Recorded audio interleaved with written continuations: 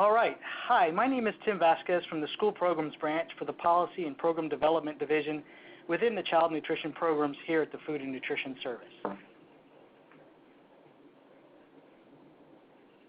Today we're going to talk about the request for information regarding the food crediting and child nutrition programs. The National School Lunch Program, the School Breakfast Program, the Child and Adult Care Food Program, the Summer Food Service Program, and the Special Milk Program for Children, collectively referred to as the Child Nutrition Programs, are administered by the United States Department of Agriculture Food and Nutrition Service. These programs play a critical role in ensuring that America's children have access to the nutritious food they need to learn and succeed while in childcare, in the classroom, after school, and during the summer. The way food and milk are used in terms of crediting towards meal requirements affects the day-to-day operations for all 5 of these federal food assistance programs. Food crediting also affects the food industry, program operators, and most importantly, the children we serve.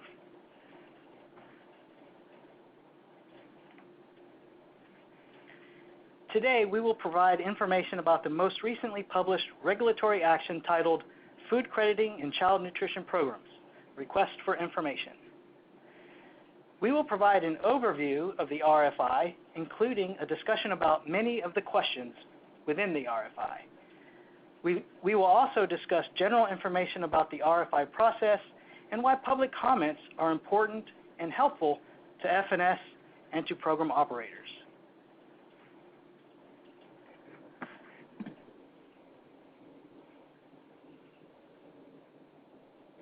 Finally, we'll explain how to submit your feedback. At the end, participants will have an opportunity to hear responses to many of their specific questions about the RFI. And I also want to note that we are recording the webinar today so that if there are parts that you miss or if there's something that you want to revisit, we will be transcribing the webinar and placing it on a public-facing website. And we will certainly let all of the attendees know once that becomes available.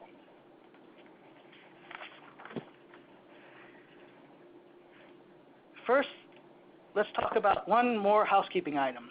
Please feel free to submit your questions at any time during the webinar using the chat feature on the left side of your screen.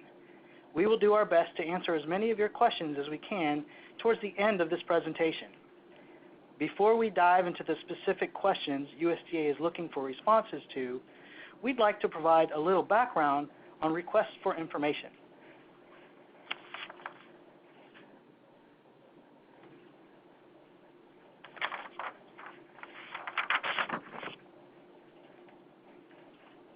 By issuing this request for information, USDA seeks input from a broad spectrum of stakeholders on how food crediting and the federal child nutrition programs can be most compatible with today's evolving food and nutrition environment, ensure children have access to the nutrition they need to grow and learn, and offer excellent customer service to those operating and benefiting from the programs. As you can imagine, USDA receives numerous inquiries from various stakeholders on food crediting in the child nutrition programs. Providing an opportunity for all stakeholders to comment is a systematic and transparent approach intended to ensure all voices are heard and all points of view are considered. USDA establishes and supports the meal patterns and nutrition standards in the child nutrition programs to advance the goals of providing wholesome, nutritious, and tasty meals to a broad population of children. At the same time, USDA works to simplify the menu planning process for program operators, to promote the efficient use of program funds, and make sure menu planners and children have a wide variety of healthy food choices. To claim federal reimbursement, program operators must serve meals and snacks that meet the minimum meal pattern requirements of the respective programs. Crediting is the process designed by USDA to specify how individual food items contribute to the meal patterns. Several factors impact how food products can credit towards reimbursable meals, such as the volume or the weight of the food and the overall nutrient profile of a given food component. USDA welcomes comments from all interested stakeholders on the crediting process generally and the crediting of several specific food products. USDA is especially interested in understanding both the possible benefits and any negative impacts associated with potential changes to how certain foods may or may not credit.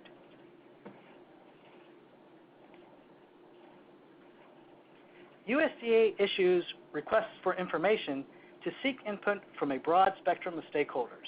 Your input helps inform policymaking. One recent example of an RFI we used was about unpaid meal charges. We were aware that meal charge policies and delinquent accounts are big issues for local education agencies, schools, students, and their families. It is very difficult for school food professionals when a hungry child shows up in the cafeteria without money to pay for a meal. In general, school food professionals nationwide have done an exceptional job balancing the importance of providing children with nutritious meals and maintaining the financial viability of their school meal programs. Nevertheless, unpaid meal charges have created challenges for schools that rely on student payments. To dig a little deeper into this issue, USDA published an RFI in the Federal Register on October 16th of 2014. We were looking for information from all stakeholders about state and local education agency policies regarding extending credit to children by allowing them to charge the cost of the school meals on the day of service. Specifically, we were looking for details of policies and procedures in their state or local education agency and the advantages and challenges associated with those procedures. FNS carefully considered comments and ultimately decided meal policies should be made at the state or local level while providing guidance to state and local program operators. Based on the comments received in this RFI, FNS published policy guidance, a best practice resources, and other tools state agencies and local program operators can use in their efforts to overcome the challenge of unpaid meal charges.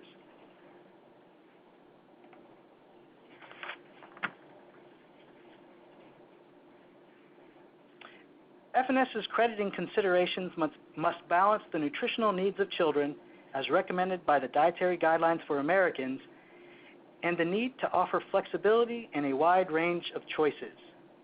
FNS recognizes that new and or reformulated food products are constantly entering the food market. These new or reformulated food products can offer more choices to menu planners and children. It's important for us to revisit how foods credit to make sure we keep up with the constantly changing food landscape. FNS is especially interested in understanding both the possible benefits and any negative impacts associated with potential changes to how certain foods may or may not credit. As such, FNS is seeking feedback from all interested stakeholders on several questions, which we will review in the next few slides. Some questions address specific foods due to a high volume of interest in those particular products. However, FNS is open to feedback about the credibility of other food products as well through responses to questions 20 through 25 from the RFI. We are also open to feedback about the crediting process in general.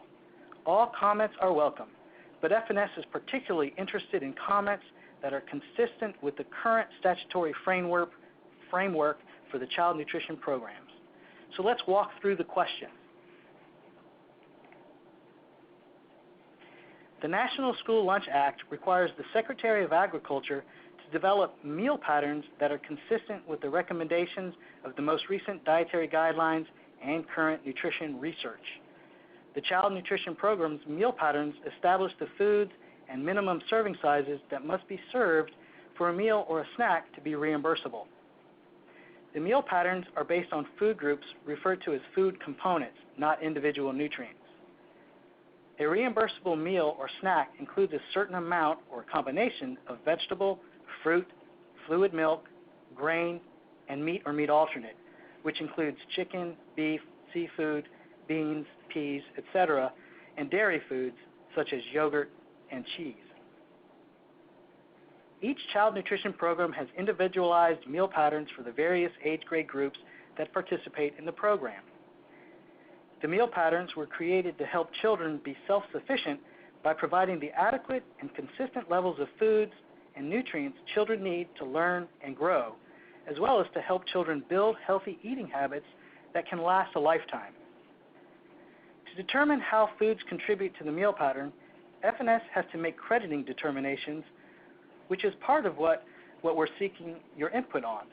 So we're going to walk through the considerations related to the questions and then review the questions with you.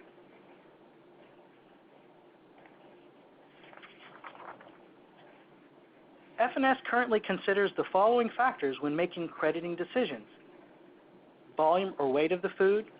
All meat alternates and grains are credited in ounce equivalencies. Fruits, vegetables, and fluid milk are credited based on the volume that is served. There are a few exceptions to the volume served. For example, dried fruit credits at twice the volume served, raw leafy greens credit at half the volume served, and tomato puree and tomato paste credit as if they were reconstituted instead of as volume served.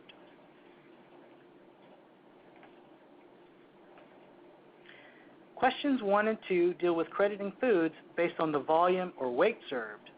We want to know, is it appropriate to continue to credit foods based on the volume or weight served, with the exceptions of dried fruit, raw leafy greens, and tomato puree and tomato paste? We would like to know why or why not. We want to know, what are the benefits and negative impacts of having different crediting values for different forms of vegetables and fruits?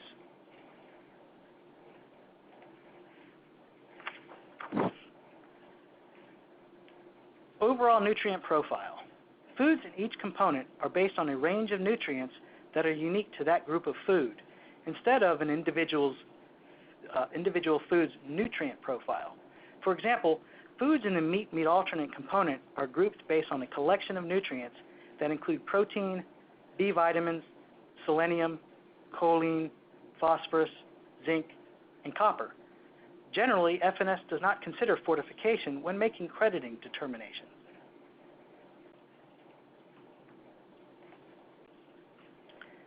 Questions 3 and 4 are looking for your input in terms of fortification. We want to know, should fortification play a role in determining if and how a food is credited in the child nutrition programs? We'd like to know why or why not. We'd like to know, is the presence of certain nutrients more important than other nutrients when determining if and how a food credits in the child nutrition programs? Tell us why or why not.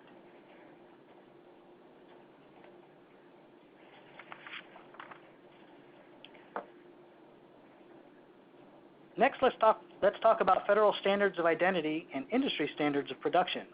Many creditable food products in the child nutrition programs have federal standards of identity or industry standards for production. F&S considers standards of identity and crediting because these standards ensure food products with the same name have the same characteristics and make consistent contributions to the meal patterns. Question 5 is looking for your input on federal standards of identity and industry standards of production. We want to know, if a food product does not have a federal standard of identity or industry standards for production, how could these food products credit in the child nutrition programs? We are looking for responses to be as specific as possible.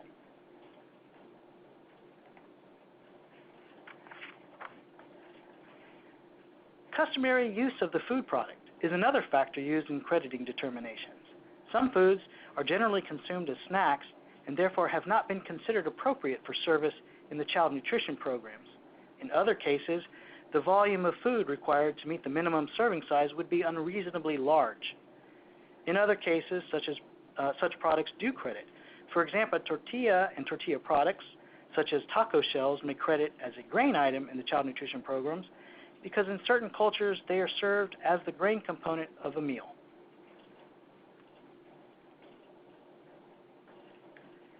Question 6 helps us to collect your thoughts on using the customary use of a product in making crediting determinations. We want to know, is it appropriate to continue to consider the customary use of a product when determining how a food credits in child nutrition programs? Tell us why or why not.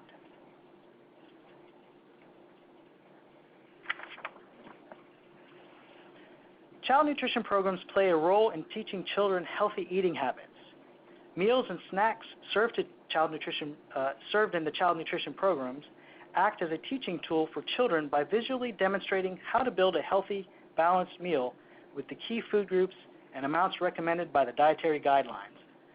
For example, pasta made from lentils has a standard of identity and may be used in all child nutrition programs. For the pasta to credit as a vegetable, it must be served with another vegetable such as broccoli or tomato sauce to help children recognize the vegetable component. Likewise, lentil pasta can credit as a meat alternate if it is served with another meat alternate such as chicken or black beans. These flexibilities give menu planners options for incorporating healthy foods into menus while simultaneously teaching children how to build healthy meals.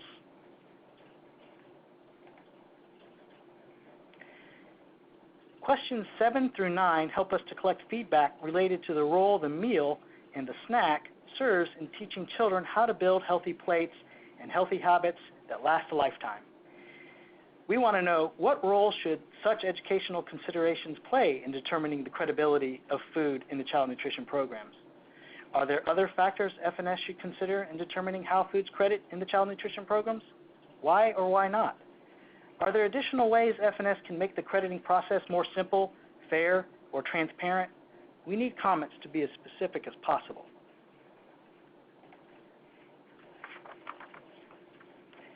Let's take a few minutes to discuss the specific foods that we are interested in understanding better. We'll start with the foods from the meat alternate component. Shelf-stable, dried, or semi-dried meat, poultry, and seafood snacks, as well as surimi. Currently, shelf-stable, dried, and semi-dried meat, poultry, and seafood products such as beef jerky or summer sausage, for example, collectively referred to as dried meat, poultry, or seafood snacks, do not credit towards the child nutrition program's meals. These foods have a federal standard of identity that varies widely. There is a wide variety of industry standards for production, and they are typically viewed as a snack-type food. However, FNS understands these products may be appealing to some child nutrition program operators because dried meat, poultry, or seafood snacks are shelf-stable, work well with alternative meal delivery methods such as breakfast in the classroom and lunches for field trips, and provide choices to menu planners and to children. Similarly, surimi, which is white fish that is processed to resemble more expensive seafood and labeled as imitation, such as imitation crab, does not credit towards the child nutrition program's meal patterns. Surimi lacks a federal standard of identity, and there is a wide variety of industry standards for production. Additionally, foods labeled as imitation have significantly different nutrient profiles than the foods they are meant to replace, according to FDA labeling standards for the term imitation. To assist FNS staff in adequately compiling public feedback, we are requesting the public to provide separate comments on dried meat, poultry, and seafood snacks from comments on imitation crab.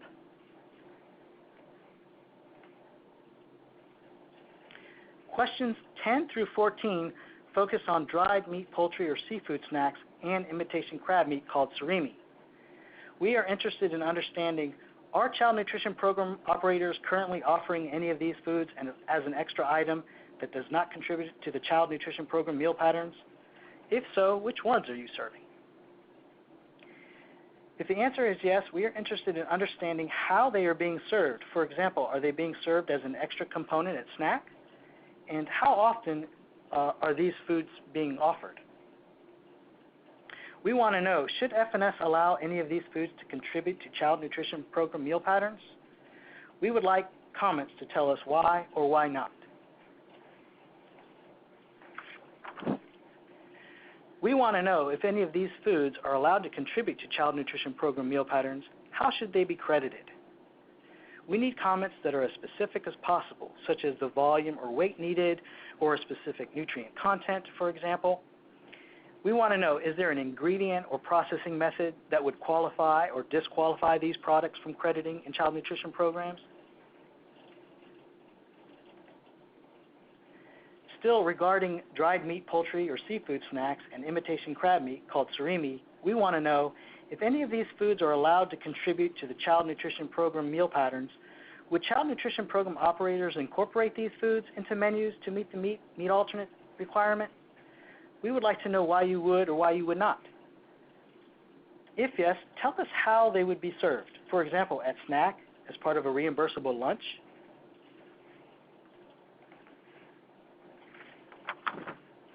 And finally, about dried meat, poultry, or seafood snacks and imitation crab meat called surimi, we want to know if any of these foods are allowed to contribute to the Child Nutrition Program's meal patterns, how would this impact the nutrition programs, the child nutrition programs, including its participants and the operators? What are the potential benefits? What are the negative impacts? Those are the things we'd like to know about these products. Okay, let's discuss yogurt. Yogurt may be used to meet all or part of the meat alternate component. It may be plain or flavored, unsweetened or sweetened, traditional, which is non-strained and non-thickened yogurt, or Greek-style yogurt, which is high-protein strained or high-protein thickened yogurt. 4 ounces by weight or a half a cup by volume of traditional or high-protein yogurt is credited as 1 ounce equivalent of meat alternate. This crediting was based on public comments received during the rulemaking published in the Federal Register, Volume 62, Number 44, Federal Register page 10187, dated March 6, 1997, and acknowledges the relatively low levels of iron and niacin in yogurt compared to other foods from the meat alternate component. Since then, high-protein yogurt has increased in popularity and availability. As such, FNS was asked to consider whether it would be beneficial to allow a lesser volume of high-protein yogurt to credit towards the meat alternate component compared to traditional yogurt. The rationale for this request was that high-protein yogurt contains a higher level of protein per ounce versus traditional yogurt. Currently, crediting has not been based on an individual food's nutrient profile or any one nutrient. That is, the contribution of a food towards the meat alternate requirement is not based solely on the grams of protein. For example, different varieties of meat, such as lean beef versus turkey, are not evaluated separately based on their protein content.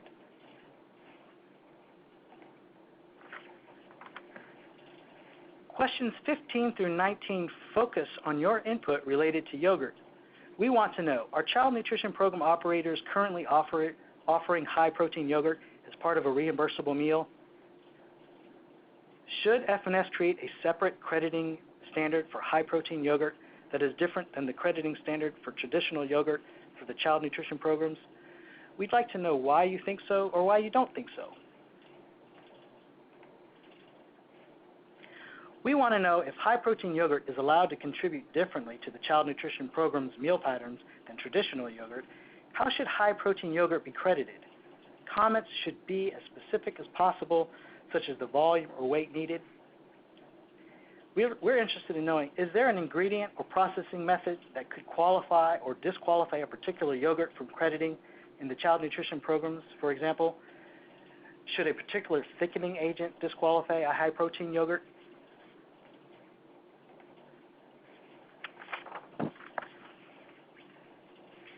We want to know if high-protein yogurt is allowed to contribute differently to the child nutrition program's meal patterns than traditional yogurt. Would child nutrition program operators take advantage of using it to meet the meat alternate requirement? We want to know why or why not.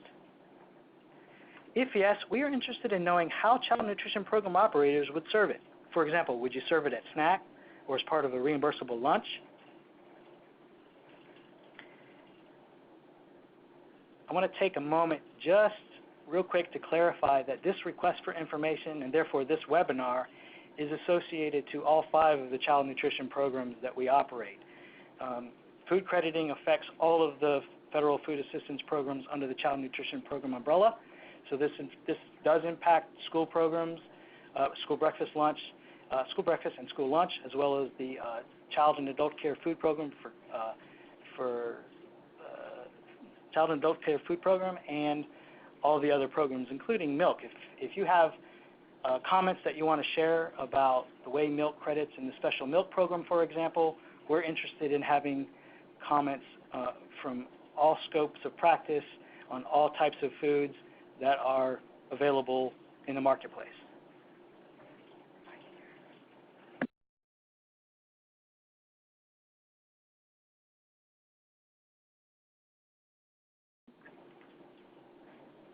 Lastly, we want to know if high-protein yogurt is allowed to contribute differently to the Child Nutrition Program's meal patterns than traditional yogurt.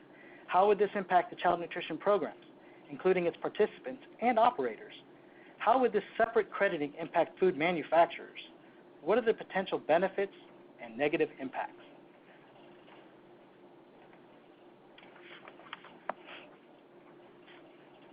All right, let's discuss the other foods not currently creditable. In the past, FNS has chosen not to credit a small number of other foods in the Child Nutrition Programs because these foods do not meet the requirement for any food component in the Child Nutrition Program's meal patterns. For various reasons, this has occurred, including being considered snack-type foods, lacking a standard of identity, or because the volume of food required to meet the minimum serving size would be unreasonably large. For example, foods such as popcorn, vegetable chips, this does not include chips made from grains such as tortilla chips, bacon, and tempeh, are currently not creditable for the reasons previously mentioned. A list of various foods that do not currently credit in the Child Nutrition Programs is available in FNS's Food Buying Guide for Child Nutrition Programs under the Other Foods section. Please visit the Other Foods section by following the page URL listed on this slide. Any comments on any foods currently not creditable in the Child Nutrition Programs are welcome, using the following last 5 questions as a guide. Questions 20 through 25 deal with the other foods not currently credited in all Child Nutrition Programs. We want to know, are Child Nutrition Program operators currently offering any of these other foods as an extra item that does not contribute to the Child Nutrition Program's meal patterns? If so, which ones are you serving? Should FNS allow any of these other foods to contribute to the Child Nutrition Program's meal patterns? Why or why not? And if so, which ones?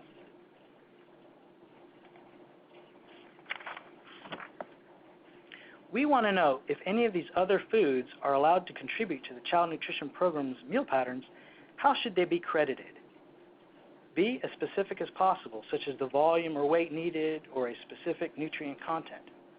Is there an ingredient processing method or nutrient standard, such as sodium content, that should qualify or disqualify any of these foods? We are interested in knowing if any of these other foods are allowed to contribute to the Child Nutrition Program meal patterns. Would Child Nutrition Program operators incorporate them into menus to meet the Child Nutrition Program's meal patterns? Tell us why or why not. If yes, how would they be served? Would they be served as part of a reimbursable snack, for example?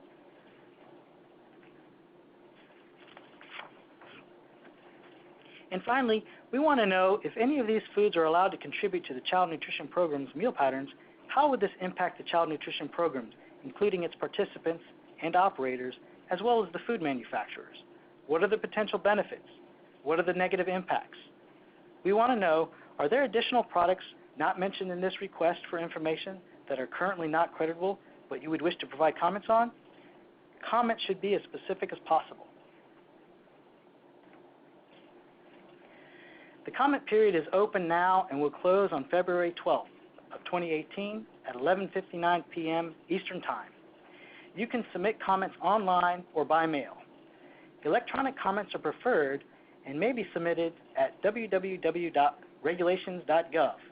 Mail submissions should be addressed to Angela Klein, Director, Policy and Program Development Division, Child Nutrition Programs, Food and Nutrition Service, P.O. Box 66740, St. Louis, Missouri, 63166-6740.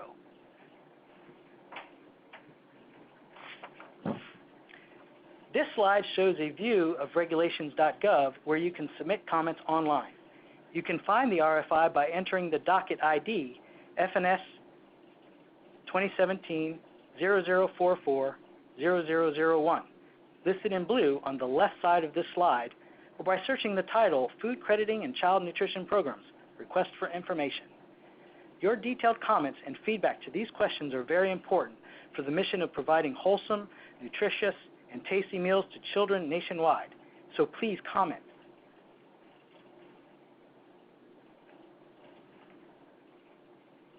Now we'll take a few minutes to review some of the questions that have been submitted during the presentation, and we'll be back with some answers. Stay tuned.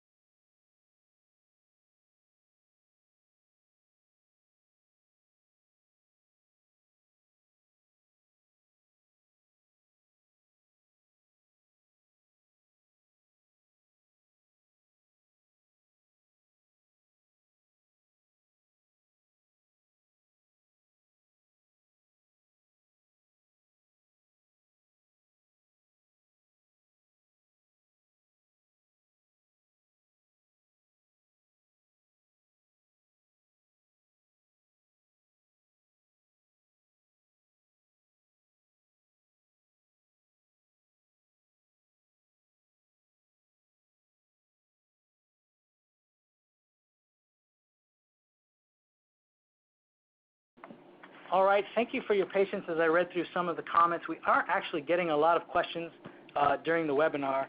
I do want to mention that any comments that you have about the RFI submitted to the Q&A feature here during this webinar will not be counted in the comment analysis for the RFI, and they will also need to be submitted via regulations.gov. But I do want to say it is good practice to put your thoughts together and type it into the chat box if that's helpful. But in order for that comment to be credited or to be counted and analyzed, it needs to be submitted either electronically through regulations.gov or by mail at the address on the previous slide.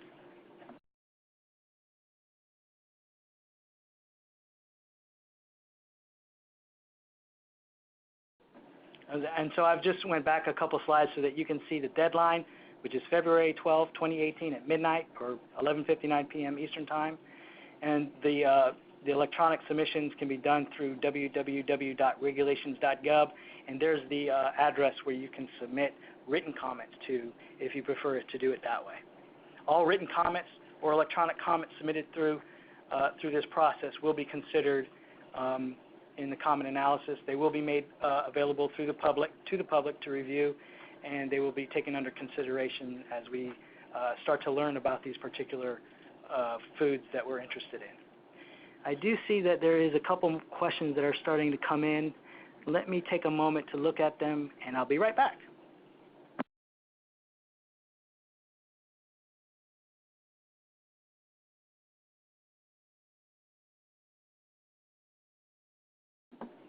One person listening to the webinar today is interested in knowing if the RFI, if participating in the RFI is a requirement. No, there is no requirement for anyone to participate. All can participate. There is no restrictions. We would like as many comments and feedback as possible. Of course, we'd like the feedback and comments to be tailored to the questions we're asking, but there's no requirement that you do so. But by providing your feedback, it will help us to know what you think about these particular items of interest. And of course, we want you to know that your thoughts and your feedback are very important to us.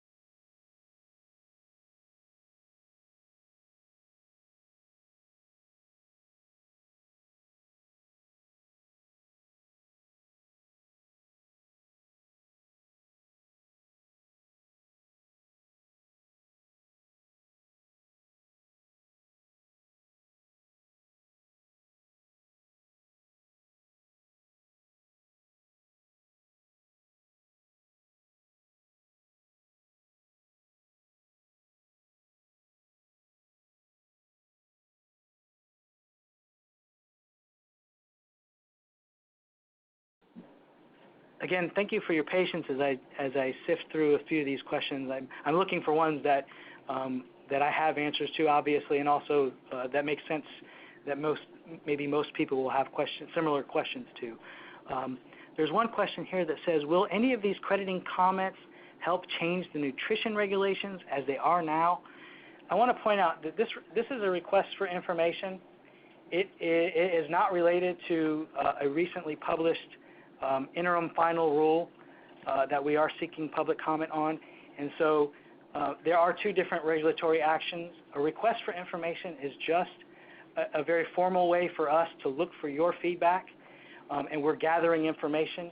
It's very possible that there may be no changes to food crediting.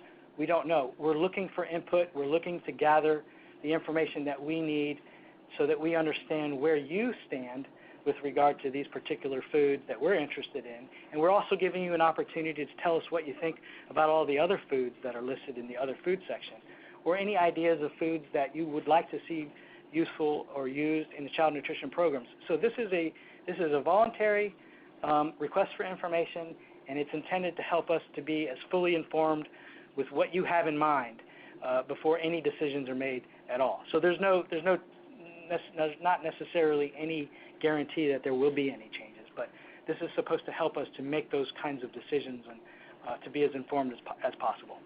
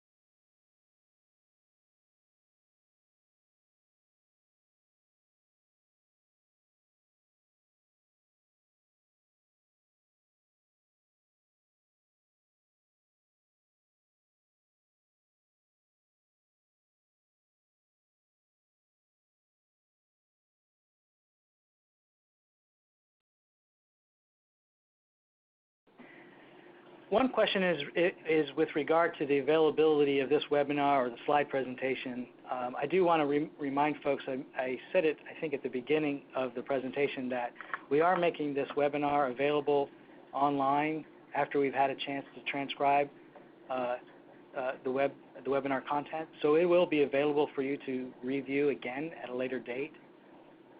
And it's possible that we may post a PDF file of the slides when we do post the webinar on a public-facing website for you to review at a later date. Once all of that stuff has happened, we will send a notice out to the attendees letting them know that that has been made available.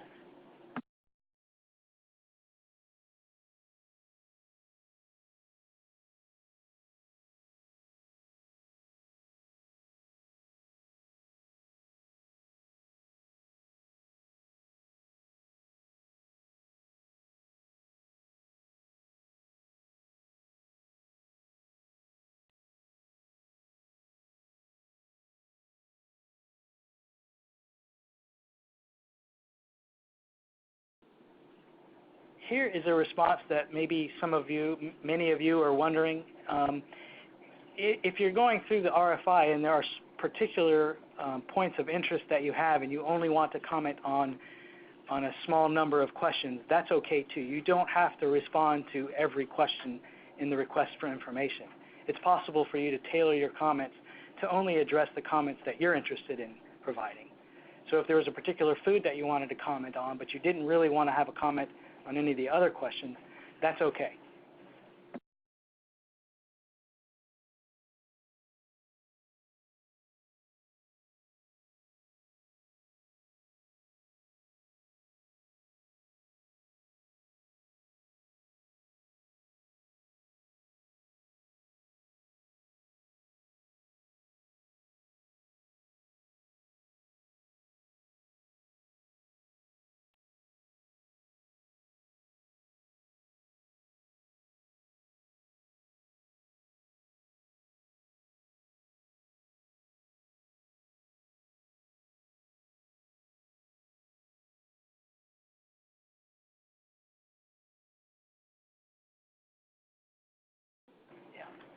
At least one person had asked what the code was so that you could find it easily on regulations.gov. I've put the slide up that has the instructions for commenting. If you look on the far left side of that slide, the number in blue, FNS 2017-0044-0001, is the docket ID. You could use that number to search for the request for information at regulations.gov. And likewise, you can use the title of the request for information to search for this docket. The title is Food Crediting and Child Nutrition Programs Requests for Information. So there's two ways for you to find it at regulations.gov.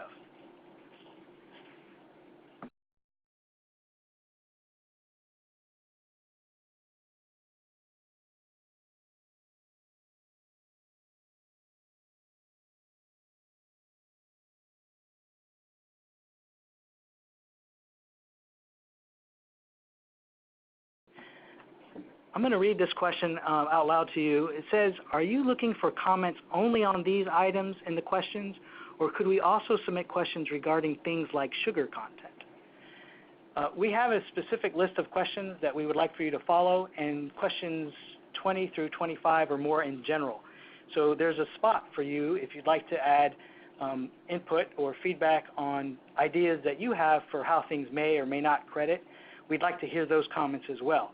So we hope that we've crafted the request for information in a way that steers people to respond to questions that we're interested in knowing the answers to, as well as giving opportunities for everyone to have a sort of an opportunity to share what they think about how foods should or should not credit.